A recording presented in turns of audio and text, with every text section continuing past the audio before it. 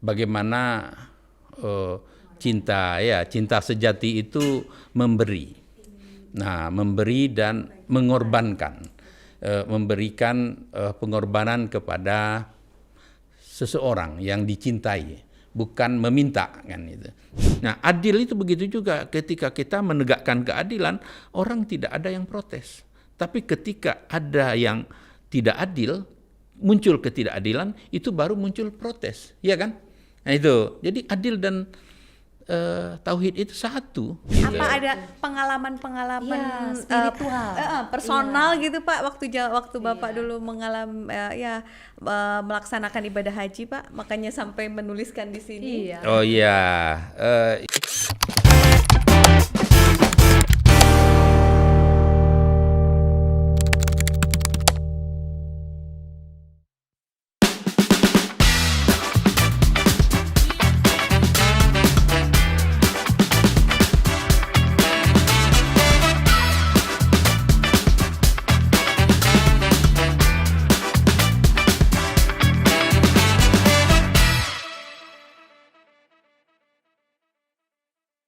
Assalamualaikum, hi everyone. Kita di sini kembali di channel podcastnya Library Cast. Ya, alhamdulillah hari ini kita kedatangan tamu ya, Iya, Mbak. betul sekali. Oh iya, kita perkenalan dulu. Betul. Oke, nama saya Syifa dan teman saya Ade Husna. Kita kedatangan tamu Panggilannya istimewa. Betul Pak. Yes. Oh, iya. Kita kedatangan tamu istimewa hari ini ya Mbak Ade ya. Siapa Betul Mbak Ade? sekali. Beliau adalah Profesor Dr. Amsar Bahtiar, Bapak Amsar. Bapak Ya, Amsar. luar biasa. Beliau saat ini menjabat sebagai Direktur Pengembangan Usaha di Universitas Islam Internasional Indonesia, kampus kita tercinta. UI3. Kampus ini adalah salah satu ide beliau. Beliau adalah pencetus ide kampus ini juga, gagasan beliau. Kampus ini. Ya, Luar biasa. mari kita berkenalan langsung dengan Profesor Amsar Bahtiar ya. Ya. Selamat siang Bapak. Gimana kabarnya selamat Pak? Siang. Sehat, Pak? Alhamdulillah baik. Alhamdulillah. Sehat. Bagaimana Mbak Syifa sama Adik? Sehat? Alhamdulillah sehat. Sama-sama. Kami senang sekali bisa ada Bapak di sini. Iya. Betul. Gimana Mbak Ade? Iya, Bapak merupakan sosok yang berpengaruh sekali di kampus kita tercinta UII ini ya. Mungkin Bapak bisa memperkenalkan diri langsung tentang Bapak dan juga karir dan juga keberlangsungan Bapak di kampus ini, dan itu kiprahnya luar biasa sekali teman-teman. Kita dengarkan langsung dari Pak Profesor Amsar Bahtiar. Ya, terima kasih nih Mbak Ade dan Mbak Syifa atas undangan ini. Ya, tadi dikenalkan sedikit tentang saya. Ya, saya ini ya tidak sebesar itulah. Yang paling besar peranannya ya Pak Rektor, Pak Prof. Komarudin Hidayat, Prof. Komarudin Hidayat, Prof. Jamhari, ada yang almarhum satu lagi Pak Prof. Bahtiar Effendi. Gitu. Nah, kami berempat dulu punya ide untuk mendirikan universitas internasional yang menjadi jendela Indonesia untuk dunia. Nah, ide ini kemudian ditangkap dan didukung oleh Pak Jokowi dan Pak JK waktu itu. Nah, dan kemudian ya dijadikan PSN universitas ini, yaitu proyek strategis nasional. Sampai sekarang alhamdulillah mimpi itu terwujud. Nah, kita yang ada di sini sebenarnya menikmati kita sebut the power of gagasan atau the power of idea. Itulah yang kemudian menjadi wujud sekarang. Tentu saja kita semua bersyukur atas berdirinya UI3, kita sebut UI3 atau Triple IU di Kota Depok ini. Ini yang menjadi gagasan kita. Tentu saja ini harus kita pelihara bersama. Gitu. Ya, saya Amsar Bahtiar ditugaskan oleh Menteri Agama menjadi salah satu ya katakanlah pejabat ya di Universitas Islam Internasional, termasuk Pak Komar, Pak Jamhari, Pak Khaidir, Pak Safrizal, itu dulu yang dari awal membangun UI3 ini. Jadi itu perkenalan saya. Sebenarnya saya adalah dosen tetap di Fakultas Usuluddin UIN Jakarta. Ya, home base saya sebenarnya di sana, tapi ini ada tugas negara. Ya, kita harus taat dan patuh pada negara, dan untuk kepentingan bangsa ya kita tetap berjuang patuh dan taat. Itu istilah politiknya itu tegak lurus mendukung bangsa dan negara, kemajuan bangsa dan negara. Ya. Ya, Luar wah, biasa. inspiring banget ya. Ya. Iya, teman-teman pasti wondering nih, pengen tahu kenapa sih kita tuh megang buku apa sih sekarang Oh, yang iya. ada di tangan kita. Buku beliau yang kesekian ini loh. Ya, kita pegang buku yang judulnya Meniti Jalan Kebijaksanaan, Catatan Pemikiran dan Pengalaman. Karya beliau yang luar biasa sekali, ini recommended untuk dibaca karena tata bahasanya ringan tetapi penuh makna dalam kehidupan sehari-hari kita. Pak, Ya. saya tuh baca buku ini nih ya Pak Ya. ya. Penasaran Udah baca? Pak. Sudah Baca Pak. baca, hatam Mbak kita. Oh, iya. Kita Iya. hatam dulu sebelum Udah di hatam, sini. ya. Iya. Nah, saya pengen tahu dulu Pak perjalanan ini buku ini Ya. bisa jadi buku ini tuh seperti apa Pak? Cerita dong Pak sedikit Oh Pak. ya. Ya, terima kasih. Ini buku ringan, buku untuk dibaca sambil tidur, sambil minum kopi, tidak berat. Bentar Pak, Nah. baca sambil tidur gimana itu, Iya, Pak? sambil tiduran lah itu. Jadi kalau mata itu menurut saya yang nyala itu kan 100 watt. Ya sekitar 15 watt mata kita ini masih bisa baca buku ini, saking ringannya Iya, gitu. iya, Pak, Itu betul, kalau betul. buku filsafat atau buku-buku yang berat, berat, betul. itu kan mata kita harus nyala On. 100%. Betul, Pak. Dan konsentrasi harus 100%. Nah itu yang saya mau itu. tanya juga Pak. Ya. Ketika kita googling nama Ya. Bapak, yang muncul tuh filsafat. Filsafat. Oh, iya. Filsafat Ekspertisnya itu agama. filsafat ya Pak Tapi ya. begitu baca buku ini ringan sekali nggak? Saya Nah. ngebayangin buku yang berat, yang filsafat banget. Ternyata enggak Iya, loh. betul. Iya. Makanya ini dengan mata yang 5 watt dan 10 watt itu masih bisa dibaca. Betul, betul. Gitu. Kalau sudah 1 watt kan kita tertidur. Itu maksudnya. Kita sudah tertidur, tapi dengan setengah tertidur ini pun masih bisa dipahami. Itu saking ringannya itu. Nah, kalau buku-buku saya sebelumnya memang tentang filsafat agak berat, filsafat Islam, tema-tema filsafat Islam, filsafat ilmu, filsafat agama, itu memang perlu pikiran yang serius dan fokus. Tapi kalau ini memang sengaja buku dari kumpulan renungan ya, Refleksi ya, Pak ya? pemikiran, catatan-catatan kecil, dan juga bahkan ada anekdot juga di dalamnya. Betul. Untuk jadi renungan bagi kita dalam menjalani hidup ini gitu. Nah, ada satu contoh ya, saya sebutkan di sini bagaimana sebuah bukti cinta seorang suami dan istri yang sangat miskin. Satu saat dia ingin membeli tali jamnya yang putus. Tali jamnya yang putus ini ingin dibelinya, tapi nggak ada duit. Istrinya juga kepingin menyisir rambutnya yang panjang. Rambutnya yang panjang itu sampai ke betisnya. Tetapi juga tidak punya duit untuk beli sisir. Dia lapor juga kepada suaminya. Suaminya lapor kepada istrinya. Kemudian sang suami besoknya pergi ke pasar. Dijualnya jamnya yang tidak ada talinya. Kemudian dia belikan sisir. Nah, sang istri juga pergi ke pasar. Dia potong rambutnya. Kemudian dia belikan tali jam. Sampai di rumah, suaminya kaget melihat istrinya rambutnya sudah pendek. Wah, ini kenapa kok udah pendek? Ya saya ingin membelikan tali jam. Ya. Loh, saya juga ingin beli sisir. Saya sudah jual jamnya gitu.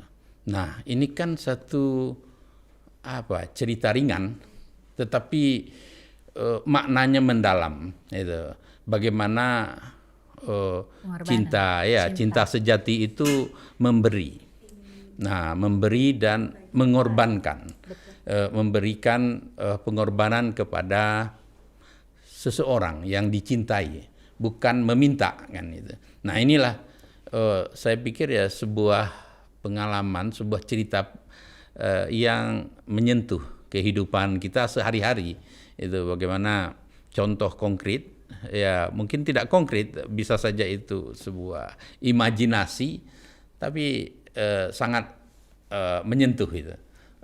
Kisah-kisah seperti itu. Nah, itu yang saya kumpulkan itu.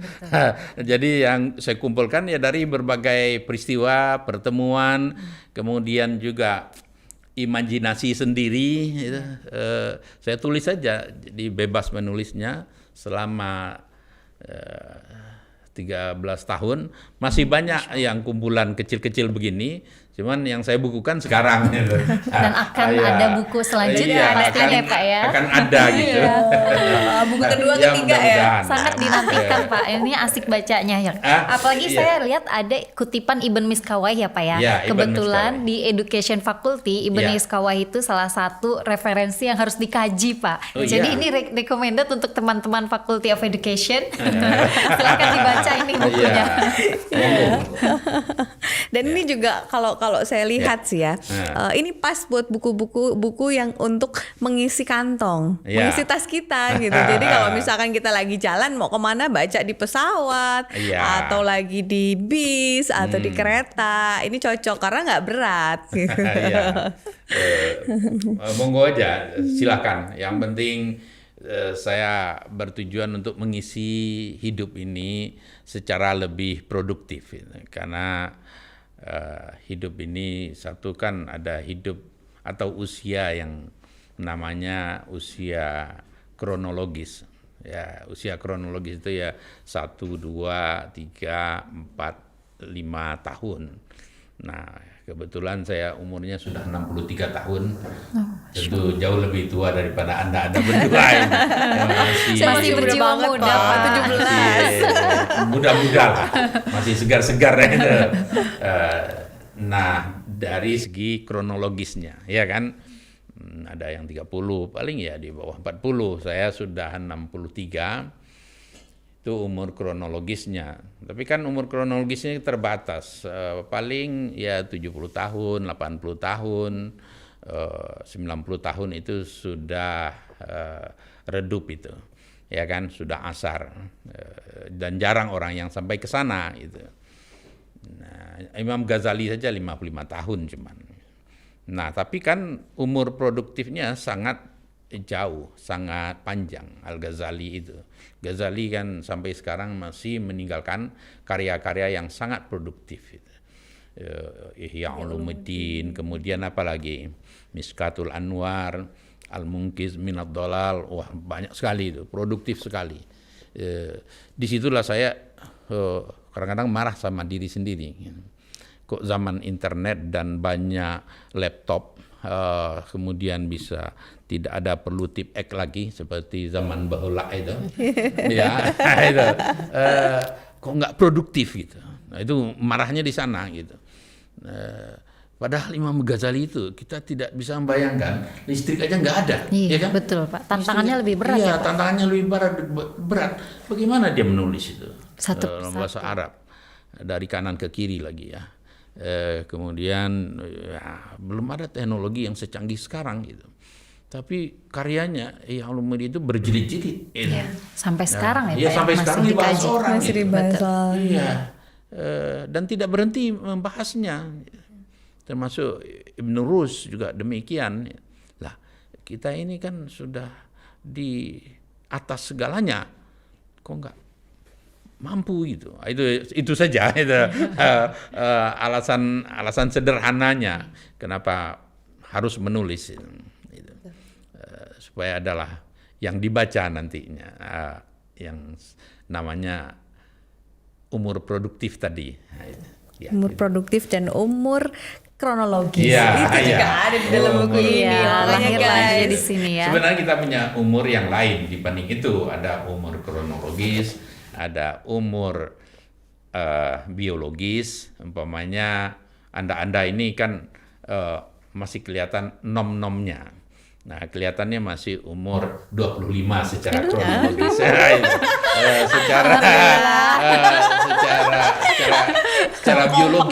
Secara biologis bisa kelihatan karena make up segala macam itu kok masih seperti 25 gitu.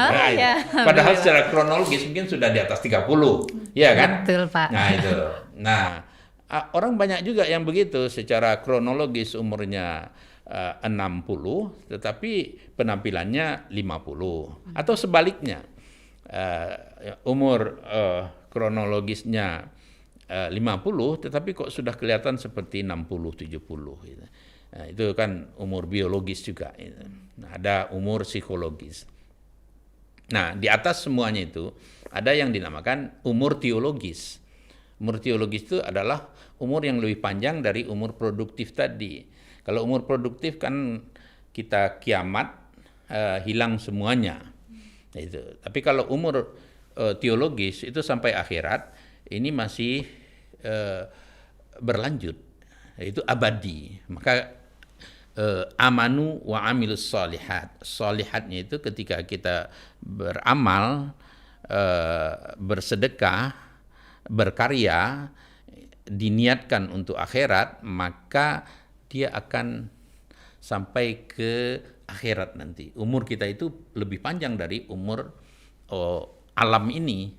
Setelah kiamat pun itu masih dihitung. Nah, itulah yang dinamakan umur teologis dalam agama itu. Ya. Gitu. Nah, di situ landasan saya untuk Hingga akhirnya tercetus buku ini ya Pak ya. Itu. Dan sebenarnya ya bagi teman-teman yang mau membaca buku ini available di perpustakaan kita ya Pak ya. Di perpustakaan. Iya. Nanti kalau kurang masih bisa saya tambah Mantap. lagi. Barokah selalu Silakan Pak. Iya. dibaca karena bagi saya tidak finansialnya yang penting manfaat yang khairun nas anfa'uhum linnas. Sebaik-baik manusia itu yang memberi manfaat bagi yang lain, memberikan kontribusi dan bagian dari renungan kita bersama. Yang menarik, Pak, ada satu yang menarik bagi saya ketika saya membaca mengenai bab yang Pancasila, Pak. Kenapa Pancasila. Bapak menuliskan itu di buku ini, Pak? Ya, itu Pancasila tentang itu, Pak. esai kepemimpinan ya. Ya, Pancasila, betul. Saya menulis Pancasila karena bagaimanapun kita akan negara Pancasila. Ya, Indonesia negara Pancasila, ideologi Pancasila. Kemudian yang paling utama di Pancasila itu menurut saya adalah tauhid yang nomor satu, yaitu ketuhanan yang Maha Esa. Nah, disinilah core of the core. Kalau dalam bahasa lainnya itu disebut juga ya core of the core, crème de la crème. Ya, crème de la crème itu Pancasila.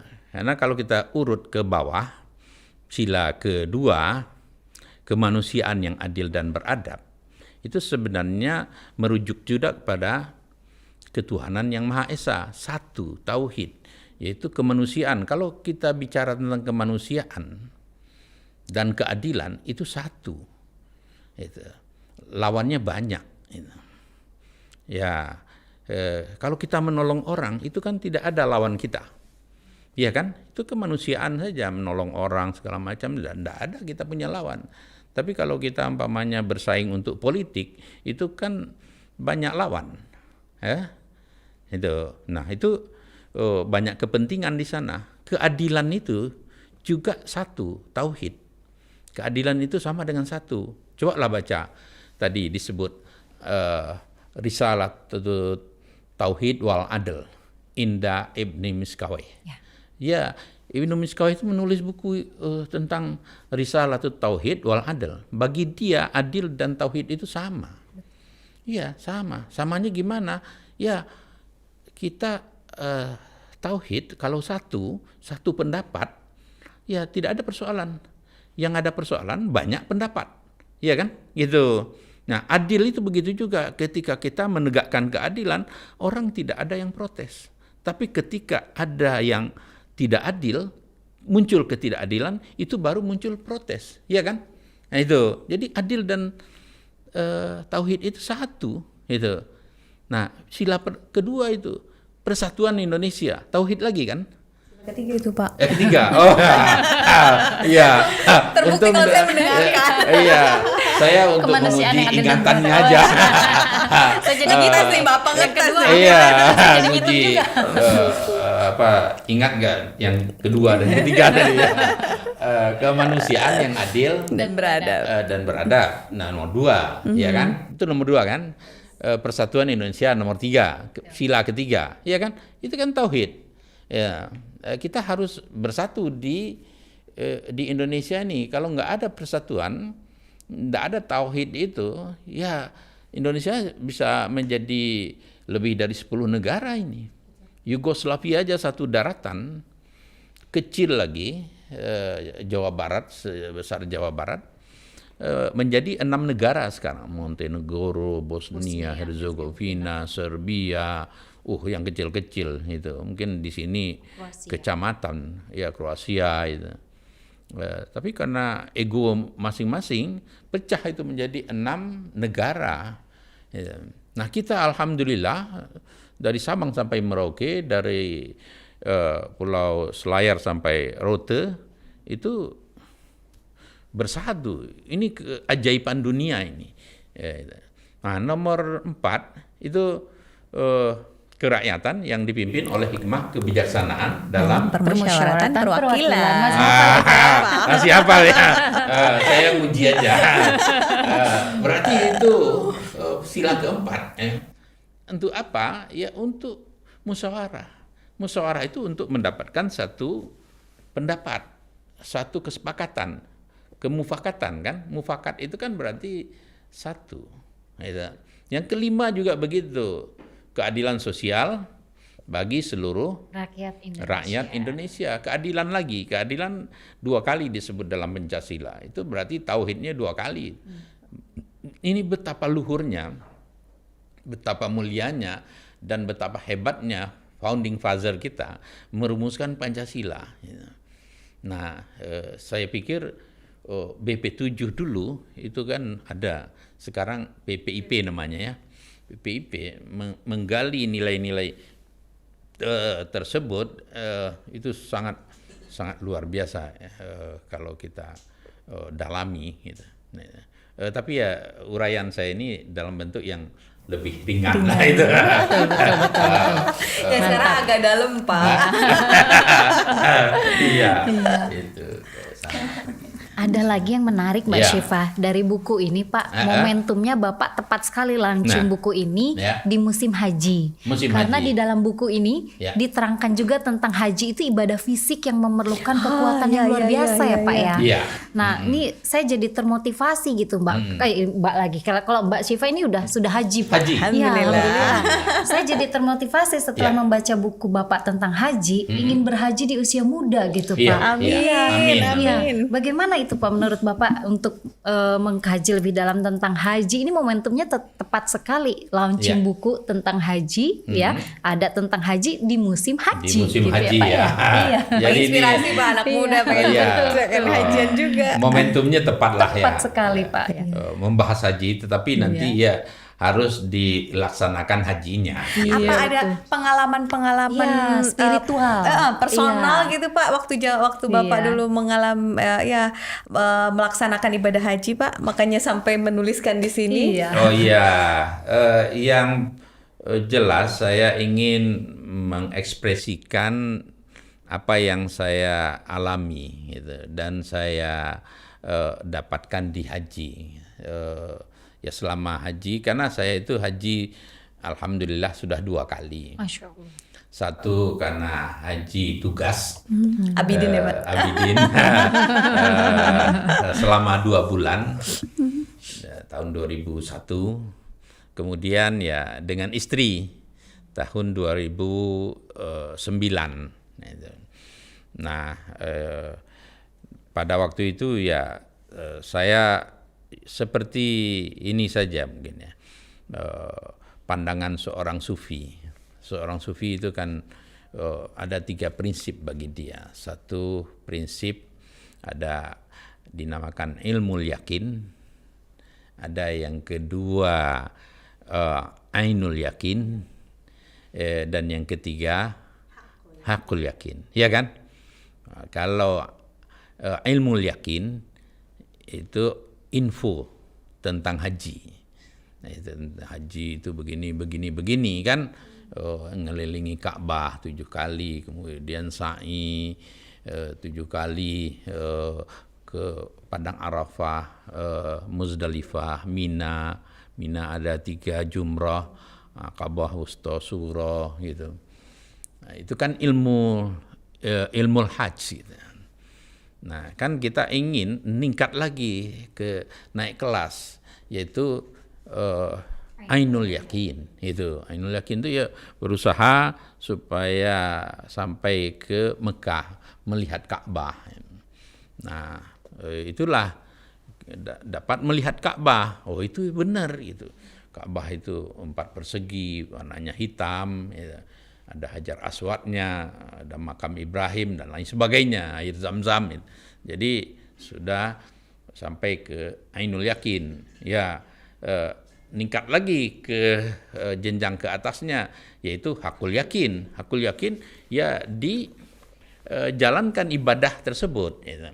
Nah, mulai dari umroh, kemudian tawaf kudum, kemudian sa'i, ke Arafah, Muzdalifah, Mina, kemudian tawaf ifadah. Nah, itu kita jalani, itulah yang dinamakan ini benar-benar sudah pada tingkat yang sempurna kan gitu. Nah, jadi di situ letaknya. Nah, sekarang bagi adik yang mau haji itu pada tingkat pertama kan, ilmu yakin, udah dipelajari semuanya, bahkan itu sudah di luar otak. Sekarang dipersiapkan untuk pergi melihatnya. Itu ainul yakinnya itu. Ainul yakin ini kan ada proses mendaftar, proses mengumpulkan uang, man istata'a ilaihi sabil, gitu kan, al istita'ahnya itu. Nah, al istita'ah inilah yang kemudian diperkuat. Kalau mendaftar sekarang mudah-mudahan 10 tahun lagi. Amin. Sudah Mudah-mudahan ya Pak. Atau mendaftar sebagai petugas kan masih mudah-mudahan. Bisa Abidin. Itu. Pengen banget Pak. Iya. Bagus itu. Apalagi sekarang untuk mendaftar itu di bawah 50 umurnya. Gitu. Masih bisa Nah, ya Pak. Belum 50 kan kita ya? Iya, kan belum 50. Bisa ya Abidin juga. Masih muda-muda lah gitu. Itu. Berarti teman-teman Ya. kalau mau lebih tahu tentang motivasi berhaji di usia muda, Nah. ini di sini isinya ya Iya, Kak Syifa iya. ya.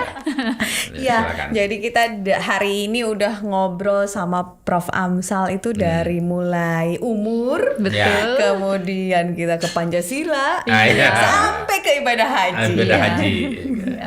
Nah, Pak, Ya. satu lagi Pak, ada satu pertanyaan yang mungkin nanti Bapak bisa jelaskan ke teman-teman, kenapa kita harus baca buku ini? Oh iya. Nah, ini pertanyaan memang berat juga.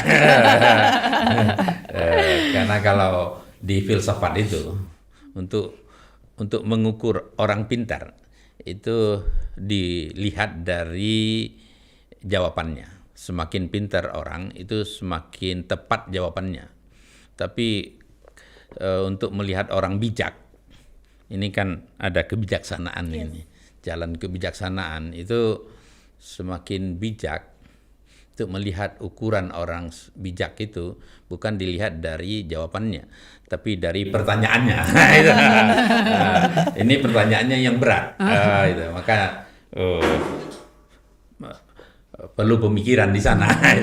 Yang penting ini buku ringan, sekali lagi saya katakan demikian, penting dibaca karena untuk melihat diri kita sendiri ke dalam. Jadi lebih merupakan refleksi tentang makna hidup sebenarnya. Karena ada makna cinta di sana, ada makna tauhid, nilai-nilai ya di situ, nilai-nilai cinta, nilai-nilai tauhid, nilai-nilai berbangsa, bagaimana kita berbangsa dan bersyukur menjadi bangsa Indonesia gitu. Karena kalau kita tidak menjadi bangsa Indonesia, menjadi bangsa Yaman sekarang, itu mungkin jangankan untuk tidur nyaman, untuk hidup sekedar makan saja mungkin susah di sana itu. Syria coba itu. Nah, di sini kan kita harus melihat ada nilai-nilai kebangsaan itu, ada nilai-nilai cinta di sana, ada nilai-nilai kebahagiaan, ketentraman, keamanan, itu perlu itu. Nah, saya ungkapkan di sini dalam bentuk bahasa-bahasa yang sangat sederhana lah itu, semampu saya itu. Nah, untuk kita merefleksikan diri kita. Nanti kan bisa juga ditambah oleh Anda yang muda-muda ini, ya kan, tentang makna hidup itu. Karena ini kan sesuatu yang tidak berakhir, hidup terus, dinamis terus, dan bisa kita gali bersama gitu, lewat diskusi, lewat seminar, lewat apa saja, lewat tulisan juga. Itu yang saya rasakan, dan saya lihat ini arti penting dari buku ini. Ya. Jadi kayak kalau kita biasanya one stop shopping, di buku ini kita jadi one stop reading. Ya, seperti begitulah. Semuanya ada di sini ya, Mbak ya. Tapi ya jangan dibesar-besarkan. Kalau untuk ini Pak, mungkin pastinya Bapak ada harapan-harapan tertentu ya kepada audiens, kepada reader, kepada para pembaca. Mungkin boleh Bapak sampaikan di podcast ini harapan-harapan tersebut apa untuk kedepannya kami para mahasiswa ataupun para pembaca umumnya. Oh ya. Gitu. Ya, harapan saya ini dikritisi secara lebih baik. Bagaimanapun pemikiran itu harus dikritisi. Karena dengan sikap kritis itu saya akan lebih kreatif. Tapi kalau sikap yang taklid terus, ya saya semakin tidak kritis gitu, atau semakin tidak kreatif gitu, tidak produktif gitu. Nah, kalau saya digugat oleh mahasiswa, itu kan saya lebih senang. Kenapa? Ya karena saya akan cari footnote untuk menjawab pertanyaan mahasiswa yang kritis tadi.